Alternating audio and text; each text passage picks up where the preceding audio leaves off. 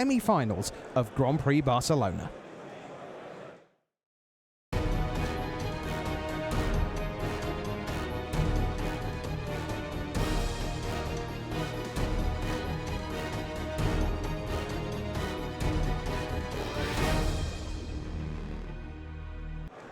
Hello everyone, welcome to the semi-finals of Grand Prix Barcelona 2017. Your host Rich Hagen alongside Big Z, MTG Matej Zatlkai is here. You are going to watch Marcio Carvalho, the world number one, against the Czech superstar Petr Sahurek. It is the classic matchup in the current standard. It is Mardu Ballista against four-color Copycat. 6th position for Marcio in the standings, 7th for Petr. That means Marcio's on the play. Matej, how big a deal? Huge deal. Mardu can really punish any opponent if it's on the play. We've talked about this weekend. Sometimes the early and fast starts with Toolcraft Exemplar into Scrap Heap Scrounger, it just enable such fast starts that the other decks have really big problems developing any sort of plan against that, because it's really hard to deal with. But Marcio starts off with a turn to Heart of Kirin. It's not that big of a start, but it still presents a huge threat to the board. Right, so yeah, not the absolute classic from Marcio to get us underway, but it is the classic turn one for Petr Sahurek. Here we go with the Tune with Ether, another attune. So he's up to 4, making some sweet music early in game number 1. He's going to find a Plains. There you see him, the Harrier Pro. Already a Grand Prix winner, I believe, a Grand Prix Paris, which was in standard. So this guy knows his way around the 75 cards. This is his 4th GP top 8 and 3rd this season already. Like, he's racking up those pro points this season. He had a couple of good Pro Tour results last year to go along with that, and just barely made platinum. But I think he's fully on course to make it again. Yeah, and you say, well, I mean, what a great achievement. Yes, 3 top 8s is. Marcio wins 2 more games of Magic here, or 2 more matches. He wins 3 Grand Prix in a season, wins them, not top 8s them, wins them. Yeah. Now, he had some teammate help at one of them. Yeah, in Rotterdam, I was there. It was a great top 8 with Javier Dominguez and Luis Salvato as his teammates. Right, yeah. But ultimately, also remember, 2nd place at the World Championships this season, top 4 at the Magic Online Championship Series last week, and also a top 8 finals at Pro Tour Ether Revolt. Like, this guy's on fire. In the chat, James Murray asks, anyone know where to find the New Jersey stream? Yes, the answer is right here as soon as we're done. We'll show you the semis, we'll show you the final. They're stockpiling the content at New Jersey. Marshall Sutcliffe, Huey Jensen, the folks at Channel Fireball. And when we're done with the final, the winner will come here, have a chat with Riley. We'll go dark on the stream on the twitch.tv/magic channel where you are watching right now.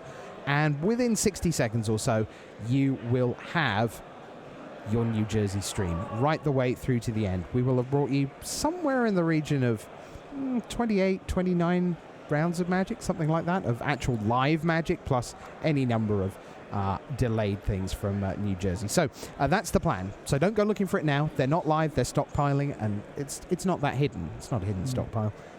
They're just getting ready for when we're done, and you'll see a champion crowned late tonight, European time, in New Jersey. But first, which of our 4 players will be through to the final and claim the title here? Sahurek, deep in thought, turn 3, he's gone attune, 4 energy, full grip, or full grip plus, as we like to say, with 8 cards in hand right now.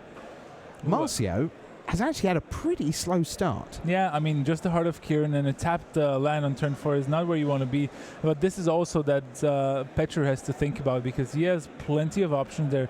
I saw Oath of Chandra herself, a Servant of the Conduit makes its way into the game, and some other lands as well. I think he's just trying to figure out how to sequence his turn properly, because, see, he also had a tapped land, and Fatal Push takes out the Servant of the Conduit right away. Well, we'll see Gideon here. Look at just his hand is full of removal, Marcio there.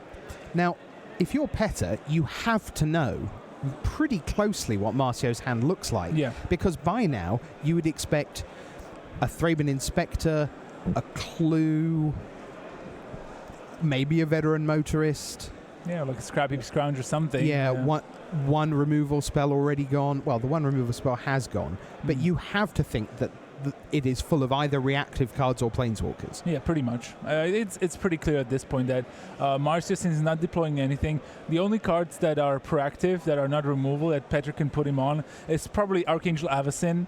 I think both players have seen each other's lists. Yes, and, they have. Yes. And Petr knows that the Marcio only runs one, so the chance is pretty minimal. But of course, he's probably thinking about that being an option. So just by knowing Petr, it's really, I think he will expect maybe an additional Heart of Kiran's, because that's, since it's legendary, it's one of the cards that can stockpile in your hand and be of little use there.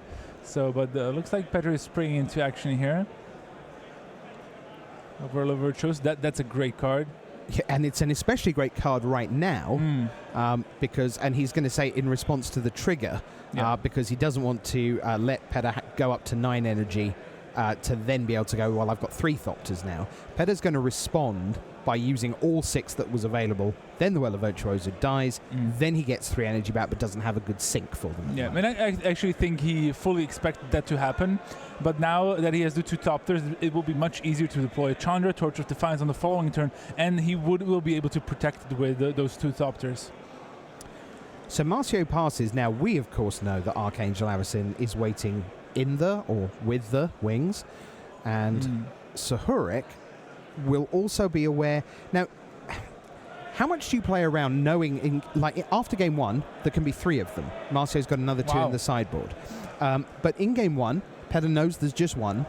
So, do you care? Do you just go, do you put him on that because he's done so little else this game apart from being reactive? Yes, that's exactly the case. Okay. I would guess so, because Marcio hasn't played any creatures, so there must be something else going on. And it's either Avacyn or removal, or both, or extra Heart of Kiran's, of course, which would be the best case scenario for Petr. But Petr now drew a Harness Lightning for his turn, and being able to play the 6th mana, he can play Chandra plus deal 2. Yep. And now he can leave up the Harness Lightning to protect Chandra even more. He'll be able to even kill the Archangel Avacyn if Marcio goes for it here. Yeah, and I was just going to say, we're seeing this again with the trigger on the stack thing, but the other way round. Because Marcio's going, yes, I make this and then I untap. No. Hang on. Indestructible trigger on the stack. That's it. Let's make it dead. Right, so that resolves, and look at Marcio's hand. I think he has the Heart of Kiran, he has Unlicensed Disintegration, and the Fatal Push here. So I would assume he's mana working out in such a way that he can attack the Chandra with the Needle Spires here, and at least take down 1 Thopter, potentially Fatal Push the other if he so desires. But that's gonna leave him with just a Heart of Kiran and Unlicensed Disintegration in his hand. Right, so there's the Needle Spires swinging. And Petr's just going to block here. He wants to keep Chandra around. Yeah, Needle Spires bites the dust. And we go back to Sahuric. Didn't quite see the draw there. I thought it was another Harness Lightning. I'm pretty sure it is. You know that if you crane your neck round the side of the screen, it doesn't actually change the angle. It does help. Does it? Yeah, it does. It makes you feel better, doesn't it? Yeah, exactly. Yeah. And I can stretch my neck a little bit there. Fair.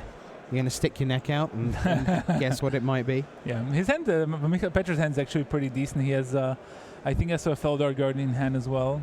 So he pluses the Chandra, finds an Oath of Chandra that he doesn't really want to play because he doesn't have any targets. So he gets to deal 2 to Marcio. No good targets for the Feldar Guardian though, either. He could theoretically play it so that and flicker Chandra to get 1 more activation off of her. Not too attractive of a proposition. Also, I'm rooting for the emblem, as I have through all the splits whenever I've seen it. Really? Yep. You can ask Raph. Okay. All right. Fatal Push on the Thopter, clearing the way for the Needle Spires, it looks. Or maybe if Marcio found something better, like a Gideon. No, just the Needle Spires. No, it's just Needle Spires and comes for 4 at Chandra. 2-1 double strike. Now, of course, there are options for Petr to deal with that. Yeah, he just drew the Harness Lightning, so he can use that to kill off the Needle Spires. He has only Oath of Chandra and Feldar Guardian left in his hand, so he definitely wants to protect the Chandra to keep the flow of cards coming. He wants to draw. Even like something like Oath of Nissa would be huge. Or he might just try to go for the combo kill right away with the Feldar Guardian Saheeli interaction. Right. And Chandra is a big part of that. Right, and by the way, that looks likely to work at the moment. Right, that opportunity exists. So Needle Spires will go down, and that's the second time in a row that Harness Lightning has not come to the rescue, but done exactly what Sahurek wanted it to. He's up to 4 energy. The 6 counters on Chandra are a big deal. And the fact that Marcio only has 1 land, that's still enough for Fatal Push. It's still enough for a shock. Yes, there's a shock in Marcio's deck. And the deck. shock's the important bit. Yeah, and it would be, I wouldn't be quite surprised about there a shock being there, as we see. Ooh, look at that. Chandra finds Saheeli.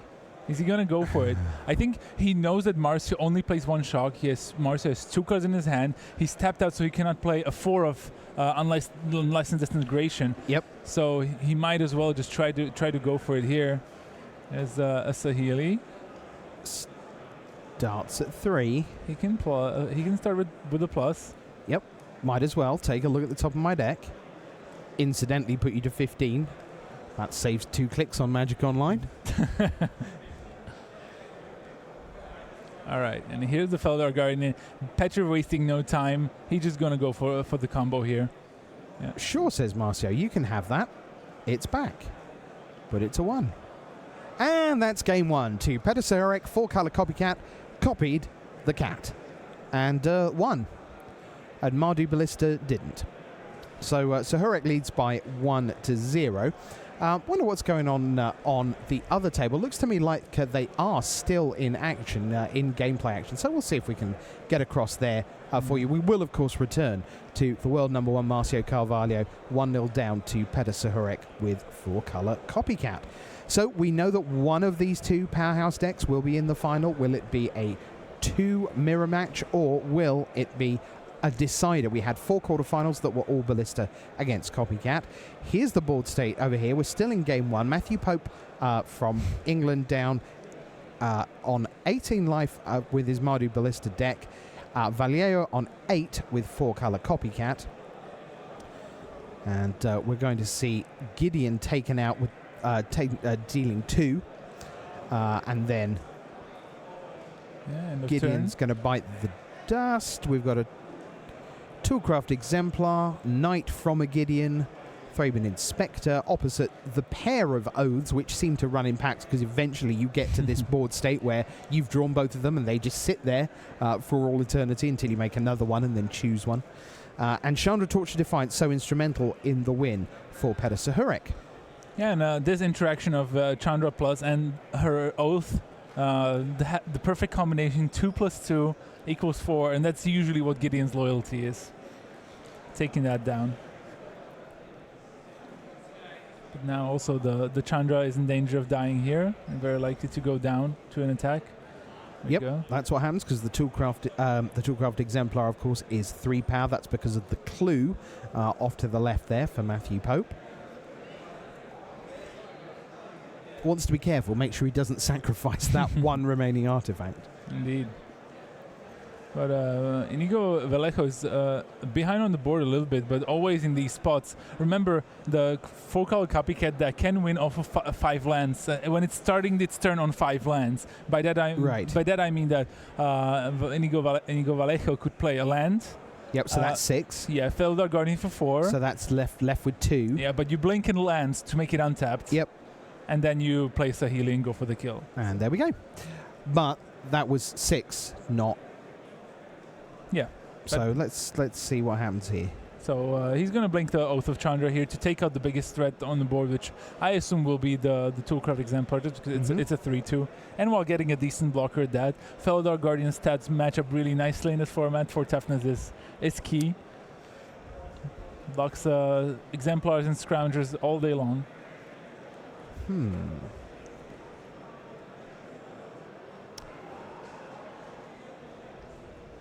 It's like Matthew Pope thinking hard.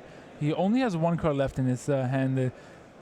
I would assume if it was an Avacyn, he would play it.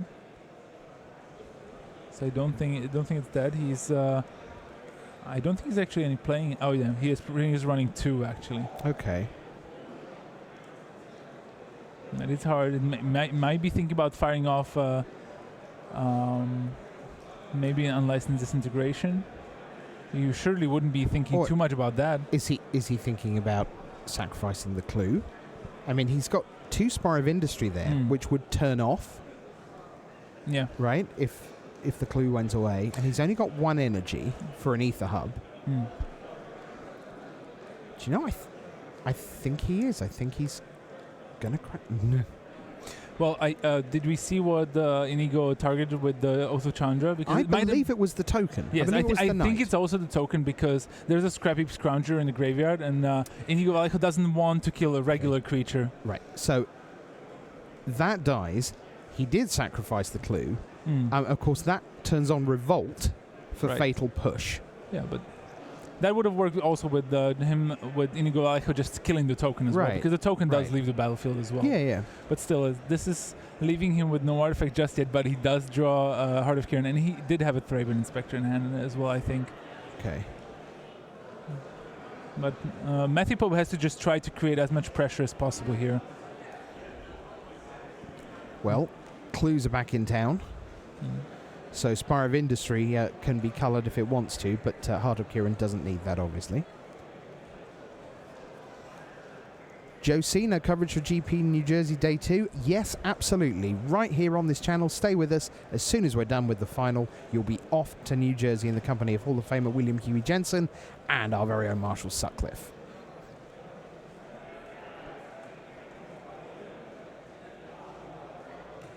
He's going to play the Heart of Kiran here. You're just trying to... Okay, he's going to sacrifice the clue first, though. Okay, Drew draws a second copy of Heart of Kiran. That's not that great. But he's putting down... Inigo down to 3, so... Yeah, perfect. The pressure's very real. Yeah, 3 life is perfect one because the deck's full of things like Unlicensed Disintegration and even Avacyn Transform. We've seen that win plenty of games. So let's just see if Matthew Pope can close this game out. I can tell you that Marcio and Peter Sahorek are underway. We'll go back there in just a little bit, but we do want to see who wins game 1 here in our other semi-final. Here's Felidar Guardian. Untap the land that you talked about, Matej. Pope holds his hand, and there it is! Vallejo gets there with Saheeli Ryan, Felidar Guardian, and the Cats are on top in both our semi-finals. Let's get back to Act 2 of Marcio Carvalho against Peter Sahorek. We're underway. It's not an Attune with Ether for Peter. It's an Oath of Nissa. And Marcio, again, on the play, one presumes.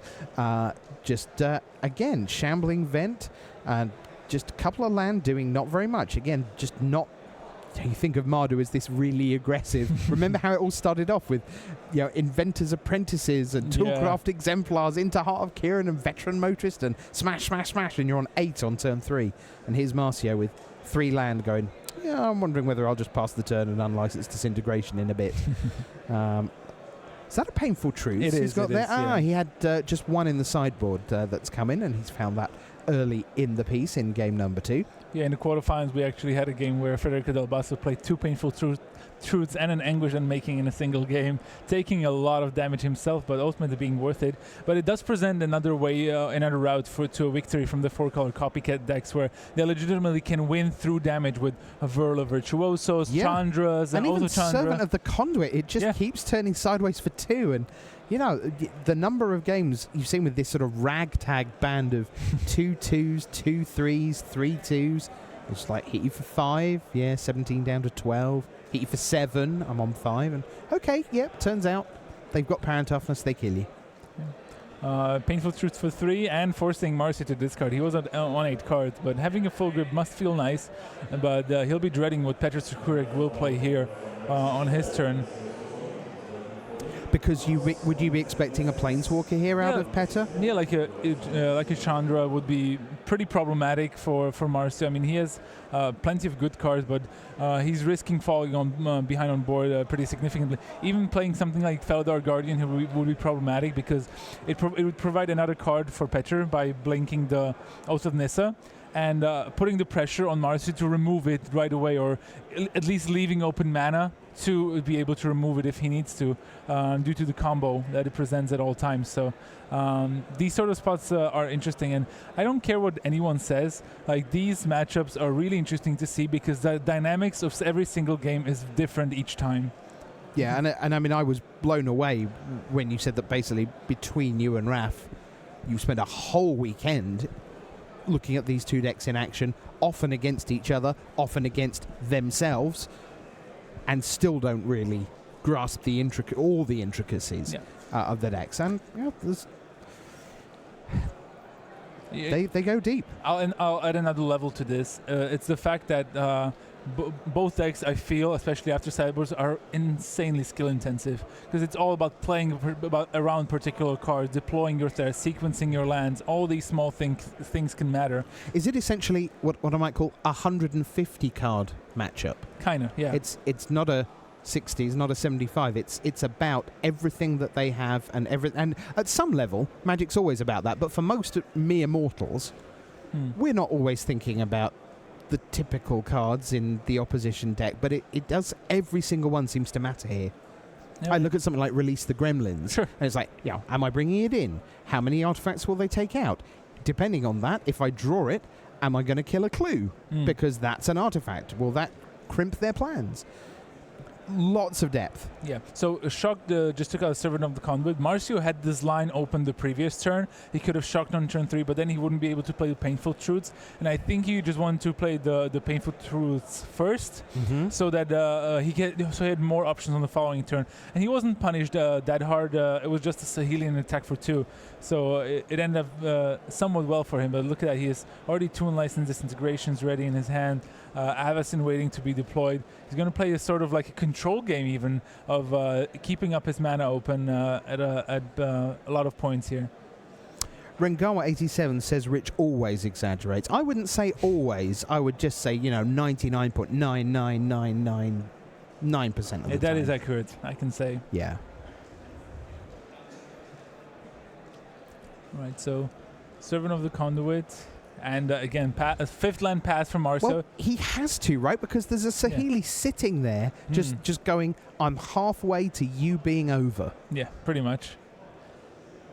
It's also one of the things where you wouldn't particularly think about boarding in for a card like Negate against aggressive decks, because you don't really want to have it stuck in your hand when you're falling behind. But sometimes these post-board games look very differently. And I actually kind of like the look of Negate. I think Petr does have one in his hand. So theoretically, he could try to go for it. Because if he plays the land, he has 6 mana at his disposal. So on the face of it, you'd say there's no rush. Is the reason there might be a rush that Marcio can potentially Avacyn at the end of turn and then get on with trying to do something about Sahurek's board? Yeah. Because right now, Peter Sahurek's got Marcio in this kind of weird soft lock kind of thing where he's obliged to keep passing the turn so that he has his reactive spells available. Yeah, and I think he's going to go for it. He's thinking hard about his options. He's trying to think if Marcio can have 2 answers to his combo, and for that, at 5 mana being untapped, he would need Unlicensed Integration plus something else, maybe something like the Shock that we talked about, or it's probably one of the few things that it could be. He does has double red, so he can definitely try to pull that off. But with Negate backup, I think it's much safer here. But he also has a Hardness Lightning, so he probably expects Marcio to have an Avacyn here anyway. So he could try to play it slow, but I think I would go for it here just for the sake that if Marcio has the Avacyn, he could play it on 5 and in turn and untap into 6th land and have double Unlicensed Disintegration available. Right. So although there may not be a rush, this is very likely the single best spot. Yes. Just passes the turn, doesn't go for it. So here's the Avacyn. That's going to be Hardness Lightning away. Yep. It's still this is still a fine for Petr, because Marcio down to 12 and Petr just keeps on scrying with the Saheli. He still has the Negate. He could have easily countered like Gideon in this spot if he wanted to, right. or even let it resolve and try to go for the kill on his own turn. And I wonder if we're going to see an ultimate from Saheeli herself. It's also one option. We've seen, especially I think he also runs some Sky Sovereigns. Yeah, he has 2 in the sideboard. I think he's boarding in at least 1 for this matchup. Mm-hmm. So, on one level, Carvalho's at 12, and that's like regular Magic. And you can go, well, there's a Planeswalker, and there's attacking for 2. And then there's this other game of Magic, which is about a combo. Yeah, I think he's going to go for it now, which I don't quite like. At least it forces Marcio to have 2 removal spells. Okay, no, so he's blinking the Oath of Nissa first. Finds another Felidar Guardian. I think he also has another Saheeli Rai in his hand, so this is setting him up nicely. So he's going to try 2 minus here. Yeah, another good thing for Petr is that Marcio doesn't have an artifact, so Unlicensed Disintegration won't get to kill both the Guardian and the Saheeli Rai. Right. Which is neat. All right, so there's the copy. So are we almost at the point where things are going to occur from the left-hand side? Yeah, very, very, very much so. We're just about there, aren't we? Yeah. Yeah, so Marcio just noting that the Oath of Nissa found a Felidar Guardian. Yep. Making sure that's all right. I'm wondering why Marcio... yeah. They're both checking. Like usually, my opponents scoop at this point. I think it's what Petr is thinking. But the number 1 ranked player is going to go for this. He's trying to destroy the copy here. So Petr is going to say no, presumably. Potentially, yes. He's about to win, right? Right, but let's go back to near the beginning of the game where we were 3-4 turns in and saying Petr must have a very good idea of what Marcio's hand looks like, approximately. Yeah, right. So he has to expect that there is more reaction to come. All right, so there's the negate, as expected. So here's Marcio, who is about to lose unless he can deal with that Saheeli or token. Still checking, even number 1 ranked player in the world. Just make sure that he went through it. I think I don't want to call out number 1 ranked player in the world with a mistake, but I was just wondering why he didn't play the Unlicensed Disintegration on the Felidar Guardian when it was targeted first, because now he spent his all his disintegrations on the copies rather than on the Felidar Guardian itself, and still staying in play, which is a bit of a problem. Because, of course, the Saheeli can start ticking up on her own and play if Marcio doesn't have an answer right away. Now, I believe he drew another Unlicensed Disintegration, didn't he? Still, this is not a great spot if he doesn't have the artifacts to deal the damage, because it's so key in getting rid of Planeswalkers and putting pressure on your opponent. Both games, Marcio just basically didn't have the Scroungers or the Toolcraft examples, just any way to create pressure on board. Yeah, and it looks to me like Release the Gremlins was the card for Petr. And again, oh look, there's no target at all for it. Never mind a clue as an okay target. There just isn't one. Yeah, also, funnily enough, Marcio actually has Release the Gremlins of his own in his hand, sitting useless. He probably was just scared of the Sky Sovereigns and potentially Walking Ballistas from Petr's sideboard.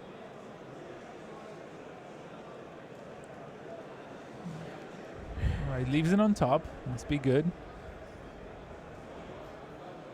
And Petr can go for round 2 here. We know he has another Felidar Guardian, right? Yeah. So he can he could theoretically either blink the Saheeli Rai and try to go for the kill, or he could blink the Oath of Nissa for some more value. So energy goes from 4 to 3, and here's Felidar Guardian. Yeah, so blinks the Saheeli. Saheeli goes to 3. Saheeli goes to 1. Marcio has Unlicensed Disintegration. That resolves. But you see, Petr still has that Felidar Guardian in play. And Petr's just bleeding Marcio piece by piece. Yeah. Wow. 3 Unlicensed Disintegrations being already played. And all the while, Petr also applying pressure on the life totals a little bit there. Yeah, just but remember, Marcio also has the Shambling Vent there, so I think Petr might just swing in with the Servant and leave the Felidar Guardian on defense. Depends on what else he has in his hand apart. I think I saw Natural State, and you talked about Release the Gremlins, but I think he has 3 cards. And a good one on top of his library. That's always helpful.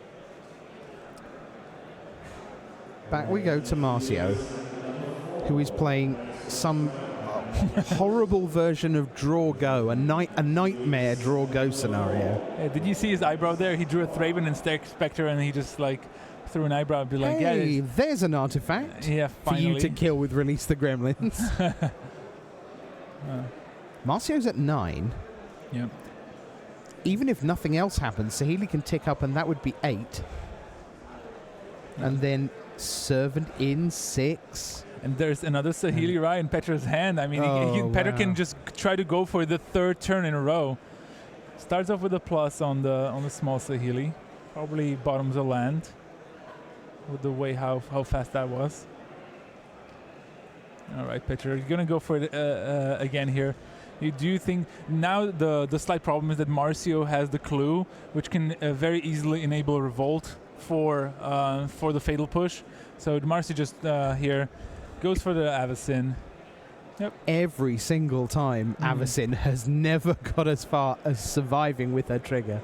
Yeah. I think that's 3 in the match so far. Reminded that in our other semi-final, which we'll cut to just when we get the chance, Inigo Vallejo with 4-color Copycat up against Matthew Pope. They're in game 2 right now with the cat player 1-up Inigo Vallejo. Okay, so another card that should be killed before Petra would try to go off here. Right, Thalia Heretic Cathar. Yeah, exactly. It just makes sure that all the creatures come into play tapped. So I mean that includes the copied cats. And Petra already used 2 Harness Lightnings to kill some Avacyn, so he might just try to go for the ping you down with Saheeli's plan. Is there a way that Marcio can win this game from here? Yeah, of course. Right. So, given that, there was a point where we knew that had Petter gone for it, he would have won. We were done, and he passed the turn, and Avacyn flashed in at end of turn, and on we went. So now Petra actually uses the minus on the Saheeli to blink the Felidar Guardian, blinks the Oath of Nissa, whiffs though, and seeing a Sky Sovereign as well, a card that he would have really liked to put in his hand, but unfortunately Oath of Nissa doesn't allow you to do that. It's right. Creature land Planeswalker, not artifact. But Petra is doing this because he has another Saheeli in his hand. Yeah, this might actually still be a very much game on, even though Marcio is going to be, I think, down to 7 soon. Petra probably wanted to see at least a Chandra or something similar here that would really be strong on this board. Either pinging down the Thalia or plussing to just put the screw on Marcio's life total.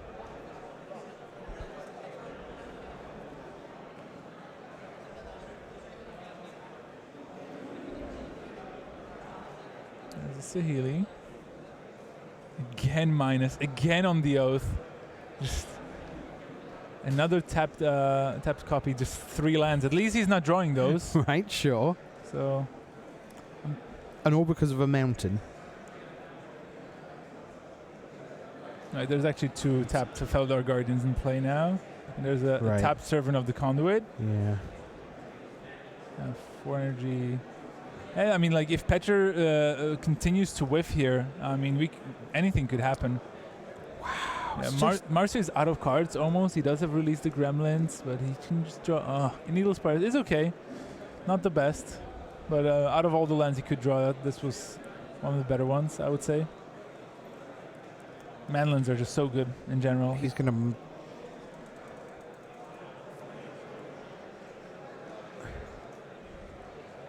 Thing is, though, Felidar Guardian, brackets 4 toughness, turns out to be just quite irritating as never mind any of the text on it. Just look at the 1/4. It's like he's attacking with a 1/2, a 3/2 first strike, a 2/3, and it's like the attack's not that great. I mean, I appreciate that it's good in the sense it gets rid of Saheeli, but it's hardly game-changing, and there's still 2 creatures on the other side of the board, 3 creatures on the other side of the board. Marcio's at 8. I'll back up to 10 now with the Shambling Vent. But half of that goes if Petter just turns these sideways. Yeah, Petter And then there would be Shambling Vent to come back again. I appreciate, but Petter would have really liked to see a Whirler Virtuoso, but Tireless Track is also good. It's one of the reasons last turn he had the Spiral Bluff Canal of one of the Othonises and declined to play it. okay. And it's a good thing he did, because he did draw a Tireless Tracker and set up a clue. And now Petter is thinking about how aggressive he wants to get, because that Shambling Vent is creating just problems for the life totals. There's a question that Marcio should be at 8 life because he doesn't gain the life from Shambling Vent. Oh, why wouldn't he? Because of First Strike. No. With is the suggestion. This is, I'm just reading what chat is saying here. Sure. I think Shambling event attacked the. Because Thalia attacked the Saheeli as well. Yeah. Right, yeah, that is actually true, because first strike damage resolves first, so there's no Planeswalker to hit with that attack. Chad, well done. Gold star. Yeah, so we'll get that checked for you down in the feature match area. Yeah, even 2 Platinum Pros missed that one. It's not an interaction that actually comes up that often. We've just been told. They're just being told, so we'll see what the judges can figure out here. Yeah, very well done. So to explain to those of you at home, Thalia, Heretic, Cathar, and Shambling Vent both attacked the Saheeli at 1 counter. They both went unblocked. So first strike happened, and Thalia kills the Saheeli. So when we get to regular damage, the Shambling Vent doesn't have anything to deal the damage to. Sure. And it has lifelink, which means it has to deal damage to gain 2 life. Right. So Marcius should actually be on 3 life, which is super relevant here. Yep. And both players were like, "Yeah, we missed it," so didn't know. It's kind of like a bit of a shrug, throwing of the hands, and they're like, "Yeah." So they both. Oh, okay. So easy fix. Yep. Marcio is at 3. Yeah, well done, chat. I'm proud of you today. What have we got? We've got an Incendiary Flow to finish it? No, I don't think so. No, I don't think so either. No, but Petter has Marcio really on the ropes. He's been on the ropes the entire game. There's Sahurek. How close is he to a final? Close. He needs a removal spell, or even a Chandra is good. Almost anything, really. Even land gives him options, because that creates a clue that he can crack to draw another card. Mm-hmm. He goes for that. I think it was Oath of Nissa. Okay, he can keep digging. That's why I like this deck. It always seems like on the brink of winning a lot of the time. Sometimes you whiff, but okay, it was not an Oath. It wasn't a 2, it looks like, but he still has Negate in hand as backup.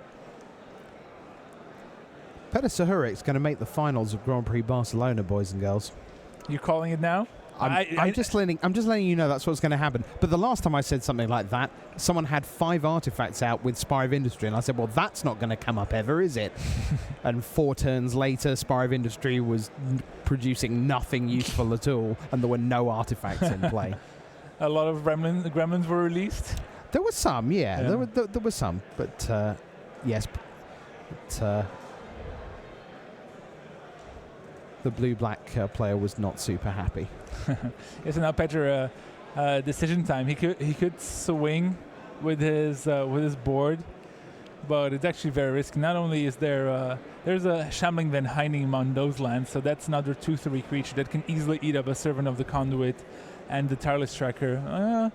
I don't know how much Petter wants to expose that, and with a Negate in hand, he must feel at least somewhat confident that he can hold on. Look at that shock. For Marcy there, and I love his eyebrow work there. Whenever he draws an interesting card, he just goes for that. It's a small tell. Yeah, this is interesting. Again, are you on 20? Just 18 more points of burn left. I like how both players have plentiful artifact removal in their hands, but no real targets.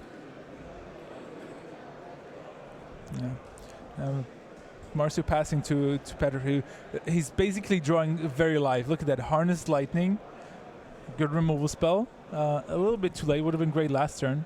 Mm-hmm. But still, even lands are live for Petter due to the Tireless Tracker. I believe he has the planes from the tune from the previous turn, so he gets a clue. He's gonna sack it right away. Gonna grow his Tireless Tracker as well to a 6/5. Okay, Game Trail, sure. That's another clue if the Tireless Tracker survives. Petra's just like, just let me draw a Chandra, please.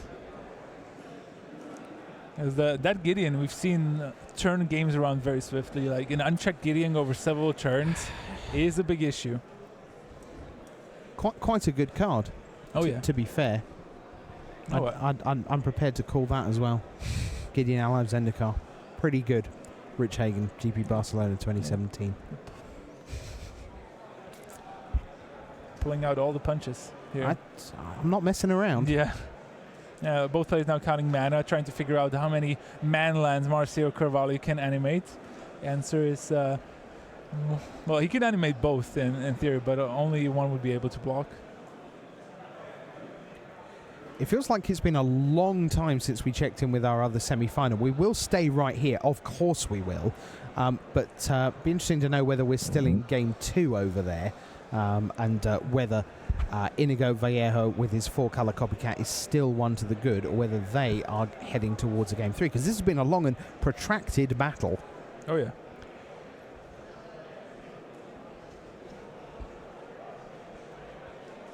Suhurek still 3 life points away. They are still in Game 2 in the other semi-final. These games are long. You think this matchup would be fairly straightforward, with one deck being considered an aggro deck and the other one being called a turn 4 combo deck, and these matches are just taking forever. But as we talked about, these are the types of games that just happen sometimes when both players have the answers, or when both players fill up the board, as we see here. Or when both players believe it is correct to imagine that their opponent has the answer. Because let's not forget, there was a window.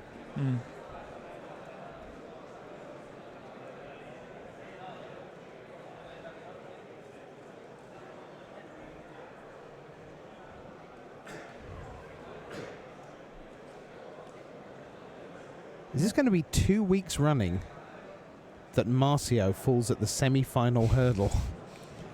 I mean, he's pretty good at not winning things, but I mean, of course, he already won 2 GPs this season, but like with the Worlds loss, the Mox loss in the finals, and yeah, I mean, he's just a really good player, and I'm pretty sure he's happy about himself. I actually talked to him this week a little bit, and he told me, like, yeah, I'm going to Barcelona. I'm not too happy about it because I've been traveling so much. But he said it's worth it just because after this, he has like a month-long break that he can take, finally recharge his batteries and get ready for the next Pro Tour. Yeah, as we head towards the Amonkhet stretch, because there's GPs in Richmond the week before Pro Tour Nashville, or Pro Tour Amonkhet, and then on we go with the next sort of iteration. Of the season. So we finally get to see an emblem. Marcio pops his Gideon there and plays another, but that gets negated by Petr here, and very importantly so. All right, there's the emblem, and that Tyler's track is getting very scary though. Just providing a steady stream of card advantage. Petr will play a game trail on his turn, get another clue. I think Marcio only has shock as removal, which does nothing against the Tyler Strack at this point. That's entirely true. It's double release and shock. Ouch. There's Gideon helping out the team like Gideon does. Look at that guy. So majestic. I don't know. He's wearing a scarf. Yeah, but he looks pretty badass. Can you be badass in a scarf? Ask Tom Martell. Okay. I'll add that to my list of interview questions for the next time I'm with Tom. I know he loves his Pro Tour winning scarf, even if it was one of the ugliest ones ever. But here we go. Petr Suhurek, Oath of Nissa. Digging for something. Sky Sovereign, again a whiff, but he finds a Rogue Refiner. He just keeps on digging. The value's just foolish, isn't it? Yep. And that's why this deck is so popular among the players, because you can really grind that card advantage game. Dear Lord. I don't know. one other factor why the four-color copycat deck got that much more popular is the fact that if you remember at the Pro Tour, quite a few teams were playing Jeskai Sahili copycat decks, meaning they ran more counter spells. They were combo, but also in a control shell. And Jeskai Sahili was really good against four-color copycat, and that has since changed a bit. I think I might have saw a Verla Virtuoso drone from Petr Suchurek, so that could be exactly what he needs, just flyers to deal with that. There's another clue. And will Petr Suchurek go for it here? Try to finish off the game with a bunch of Thopters. Look at that. He already has 8 energy. Could go up to 11 energy. Or rather, yeah, it's going to go 10 because he has to spend that mana from Ether Hub. Right. I think this is going to be the nail in the coffin. Because it's going to go 7-4-1. Unlicensed Disintegration. Hey, I'm protecting myself from the combo. No, yeah, sure, but it's the fourth one this game too. I mean, Marcia drew all of them, but he almost never had an artifact in play, and again here, just no artifact. I don't know if he boarded out all of them or what is going on. But even if he has, Petr just has the natural state. He has to release the gremlins as well. And to be fair, you would expect to have all the answers when you've drawn all of the cards. Yeah, look at that. So Marcy is now going to go for a sweet play where he's he's going for the unlicensed integration on the tireless tracker. And then is he going to then attack with a Shambling Ven? He just wants the life, it looks like. It's going to gain him 3. This is going to make sure that he won't die to the Thopter tokens, because there was potentially a line where he could kill the Verla Virtuoso. Okay, there's the Harness Lightning on the Shambling Ven. That's a big problem. I mean, that's going to mean there's not going to be any life. But on the other hand, Petr can now only create 2 Thopters because he had to spend 4 energy killing that Shambling Ven due to the Gideon Emblem. There's 2 more Flyers. There's the Thopters. Now we got proper tokens there. There we go. Okay. Is this the turn? It might be. There's even 4. Yeah, there's lots of ground creatures. So I think Petr Suchurek can just find the attack with all creatures button. He's got 7 creatures. He's slow rolling a little bit here. Tries to find a Rogue Refine. Also finds a Harness Lightning. Sacks the clue. Digs a little bit more. Finds a Sky Sovereign as well. Harness Lightning's away the Thalia. And he's just going to swing with team. There's a Shog in Mars's hand, but it's not going to be enough. Can only take down a Rogue Refiner. And then we're going to see a handshake any moment.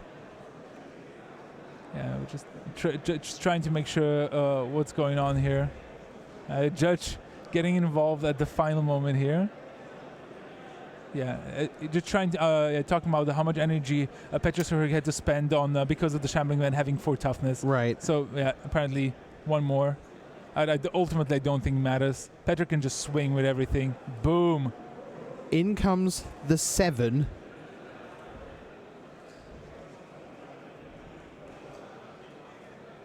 No, he's trying. Well, I mean, you would. Of course. Trying to find a bit. He can shock the Servant, but it's still 3. He is on 3, and there's the handshake.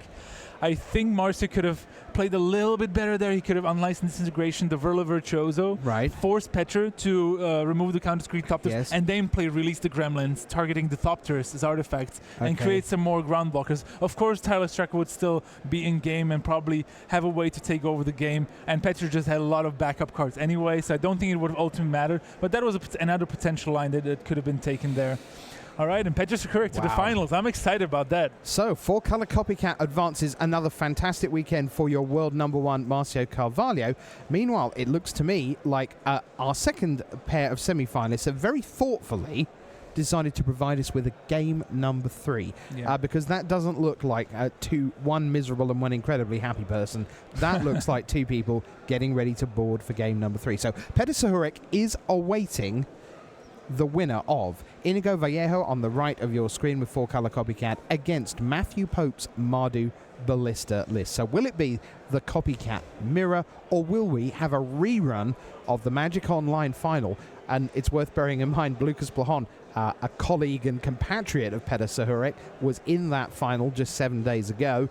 And now Sahurek is waiting to find out who he faces. Yeah, and Petr Sahurek, a little bit of a shake of the head there. I mean, either he's listening to some of his friends on the sidelines, and I assume Andrei Strasky is the one that, always giving him what we like. They like to call it the pain. The pain? Inflicting the pain, and usually in the form of verbal abuse. So presumably that's along the lines of, how do you say in Czech, any particular reason you waited 27 extra turns to win?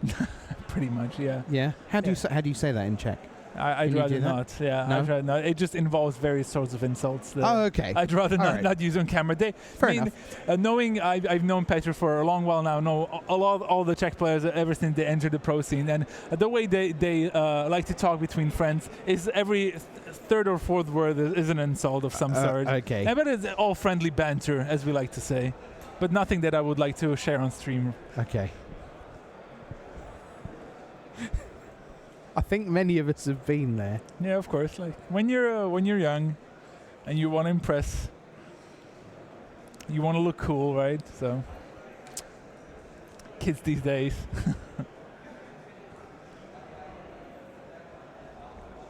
And yes, chat, if you're wondering, right now I'm thinking about what I would have said.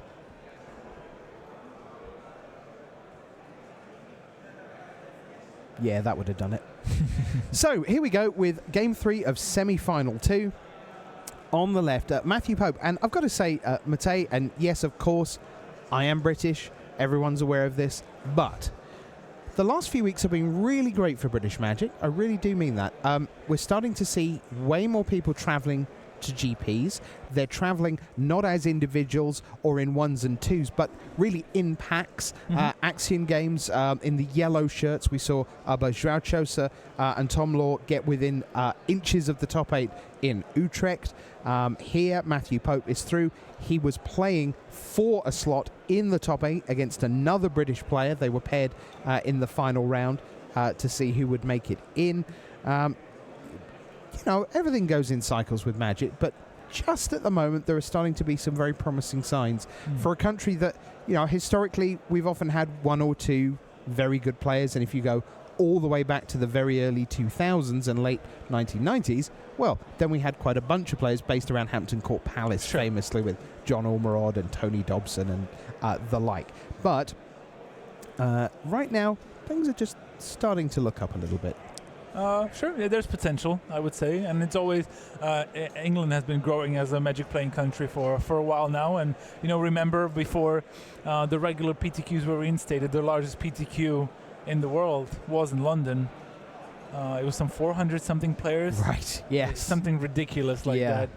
Even though I do know even in Paris used to have some huge PTQs back in the day, and it's just a sign of a strong Magic community back in the day. Incidentally, out in the tables around the venue, I bumped into David Brooker, who was in the top 8 of Utrecht, against a Pro Tour top 8 competitor twice, in fact, I think, Alessandro Portaro, and they were slinging spells. I'm like, just having some fun. Oh no, this is the PTQ top 8. Okie doke. Of course. So you do get some fabulous players in the Sunday PTQs now. It's a great way if you don't quite get there on day one of the GP. It's a very good tournament to be in because round about this time on a Sunday, they're starting to get those blue envelopes sorted out. And one of our good friends, Matej, Mr. Moraine Lebert, yes, of Belgium, was on Magic Online getting very busy yesterday, and he is back on the Pro Tour. Congrats to our dear friend Moraine Lebert. Great stuff. You know who else? My good friend Richard Hornansky. Of Havlik and Hornansky, exactly. Winners of the longest GP in Magic history. Yeah, exactly. So he's also 2007. back. Great stuff. But we're underway in game number 3. Matthew Pope against Inigo Vallejo. 4-color Copycat is now at 1-1 against Mardu Ballista. Vallejo on the play. We talked about Marcio being on the play with Ballista. How big a deal is it that Vallejo gets to be on the play in this game 3 with Copycat? Very much so, especially with the turn to Servant of the Conduit. Just gets to develop his board, gets to play some nice card. He could even release the gremlins on a clue token if he was very thirsty for ruin, but he's just going to go for a rogue refiner and swing for 2, I guess. Just getting on the board is very important, especially in those what I would like to call like planeswalker battles, when Gideons, Chandras, Nahiris and whatnot is running around, and just being able to be on the board first is very important here. Right, I mean, right now it looks like Vallejo is an aggro deck and Pope is a control deck. I've got this little blocker with a bit of card advantage. You've got a 2-2 and a 3-2. There is Matthew Pope, 1, 2, 3. It's going to be Thalia Heretic Cathar. Yeah, it's a good way to stem the development of your opponent, especially one who's playing a lot of non-basic lands. Right. And important creatures such as Verlo Virtuoso. So I assume Inigo Vallejo is going to look for a way to get it off the board as soon as possible. Thanks for all the kind words. Mateo and I are having great fun being with you all here in the semi-finals. I can tell you that the fabulous pairing of Riley Knight and Hall of Famer Raphael Levy are waiting in the wings patiently for the semis to conclude. They will walk this baby home in the final. And then it'll be over to another great commentary duo, Marshall Sutcliffe and William Huey Jensen. They will bring you all the live action from Grand Prix New Jersey as soon as we are done. A fully tapped board from Vallejo here. He's just being on the end, receiving an of the Thalia here. Forced to play Feldar Guardian tapped, and Blinking's Rogue Refiner it's also tapped, and Ether Hub tapped. Thalia doing a lot of work here early in the game and swinging the momentum a little bit in Matthew's favor.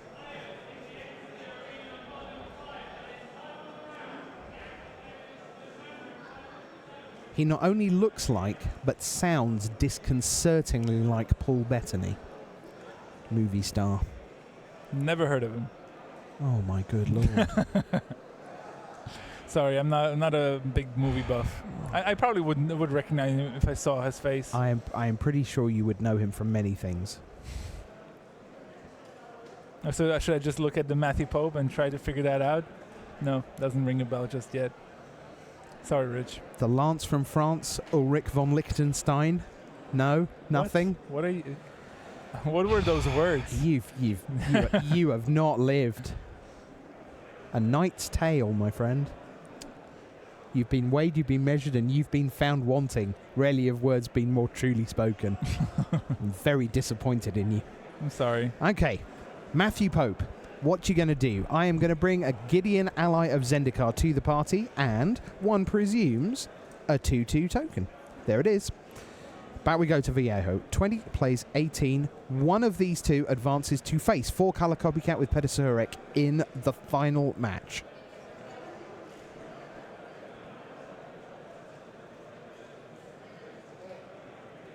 Basic line for Vallejo. Found a mountain. He he can just go. He cannot go for it here because of Thalia. But if he had like a Harness Lightning and Thalia and Saheeli Rai, he would just win on the spot here with Matthew Pope being fully tapped out. But no, just a pass from Vallejo with 5 mana untapped. This is very suspicious. Yeah. Man, but Matthew Pope must be sitting pretty here. So you're going to get confirmed suspicions? That's a card I really wanted to see play. I was just like thinking of like, confirm suspicions and create some clues to have some improvised stuff. Now, here's a card that you mentioned in the setup for the semis. Matthew Pope's got Aethersphere Harvester in hand. He has just one in the main deck, and he's kept it in after boarding. A card that has sort of fallen out of quite a lot of lists, and certainly is not a 3 and 4 of. Yeah, I quite like that card. It was useful 1 or 2 of in some decks, but now I think players are going for more big power like Avacyn's and just making sure they have their removal suite line up well against the expected meta. As we see, Matthew Pope actually has an Anguish Unmaking in his hand too. Yep. It looks like Vallejo just has a bunch of lands. I think I saw Saheeli as well. It's not doing anything just yet. Thalia holding down the fort, making sure that Vallejo cannot just combo off with the Sahili and the Feldar Guardian.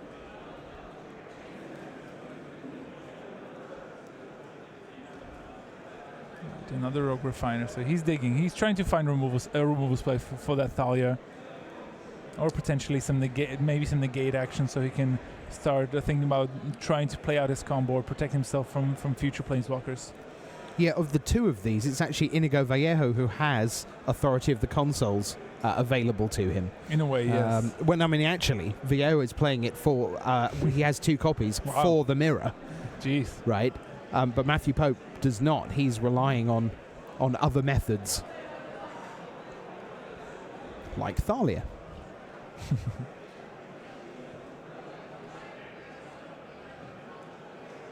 Rocker at Large says, I really want a 4-color Sahili mirror in the finals. I love the 4-color Sahili mirror.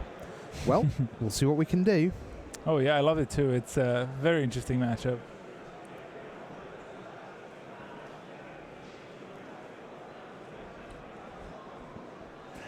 That's just correct. Walking by with a look on his face that he's just gotten into the finals of this GP, and he looks very unhappy about himself, about the way he's been playing. I'll definitely make sure to talk to him before the finals, give him pep talk, as we see in Anguish and Making taking care of that Feldar Guardian. Matthew Pope taking no risks here. Mm-hmm. And he's going to take very big chunks out of Inigo's life total here. And what I like about this approach, and we've seen Marcio do it a little bit, but at least Matthew has a much more developed board, is a sort of like control game plan, the one that even you mentioned. It's usual with blue mana and counter spells, but here it's with Avacynth and removal spells. Right. The board is already there with Gideon, who can just keep swinging in for huge chunks of damage.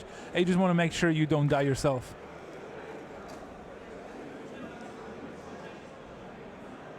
Boom. Big swings. So you're looking at possibly a trade and a chump here. Yeah, that looks roughly like the plan at the moment. Servant of Conduit. No, just the chump looks like. Just the chump? Okay. Yep, just the chump it is. So 2 more damage gets through. Vallejo to 12.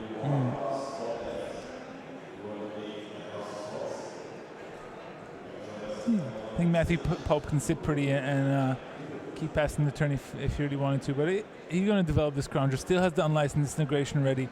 He has to just account for the fact that Vallejo could have something like Harness Lighting at the end of the turn to kill the Thalia into Feldar Guardian, Sahili Rai, kill you. So he has to keep up the 3 mana at all times, and developing a Scrappy Scrounger is pretty nice here too. It's in a way, it's one of those, again, instant speed tricks, but where you can keep attacking with the Scrounger, but you can keep up your mana and return it to play at the end of your opponent's turn, and just plays around nicely with that sort of plan. Mm-hmm. It'll give Vallejo a target for Release the Gremlins, though. Well, here's a wrist breaker at 5 mana. Just turn that whole heaving pile of land sideways, and that's because Release the Gremlins has 2 targets, Scrap Heap Scrounger and Clue. Now, a reminder, I'm sure you have seen this interaction if you've been with us all weekend, but if Pope were to sack the Clue here, there would still be 1 target for Release the Gremlins. Inigo Vallejo would indeed get 2 tokens, not just the 1. We learned that the hard way 2 weeks ago. A couple of players in the latter rounds missed this sort of interaction, and this was another reason why I wouldn't have played the Scarab Scrounger and would have just kept my mana up for Avacyn action, because now that Matthew Pope does get punished for it, Release the Gremlin is going to create a lot of ground blockers, giving Vallejo a lot of time in finding answers to the Thalia or trying to find the combo itself. Yeah, and that's one of the reasons that I quite like the authority of the consoles, the fact that it's a class of permanent that mocks a shock, right? I mean, shock, Harness Lightning, Unlicensed Disintegration, there's quite a lot of things that do take out a Thalia, not to mention the need to attack or block, to put it in harm's way in combat. Yeah. The authority, as we've seen with the Oath of Nisses and Chandras throughout the weekend, once they're in, they just tend to sit there. Yeah, so in response, Matthew Pope played an Unlicensed Disintegration to kill the the Servant of the Conduit. Vallejo did get some mana for it, but it's actually a pretty good play for Matthew because those gremlins enter the battlefield tapped. He gets to do 3 more damage and gets to pile on some more damage.